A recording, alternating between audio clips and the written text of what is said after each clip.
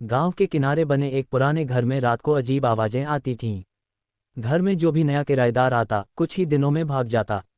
कहते थे कि रसोई के सिंक से किसी औरत की धीमी हंसी सुनाई देती है। एक रात सीमा नाम की औरत ने देखा कि सिंक से पानी अपने आप बह रहा है, जबकि नल बंद था।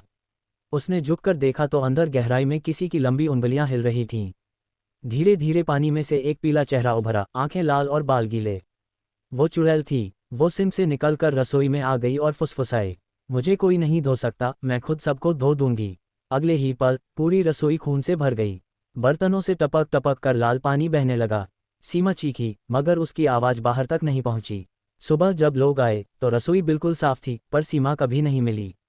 कहते हैं आज भी अगर उस घर में आधी रात को बर्तन धोने जाओ तो सिंक से धीरे धीरे चुड़ैल की हंसी सुनाई देती है।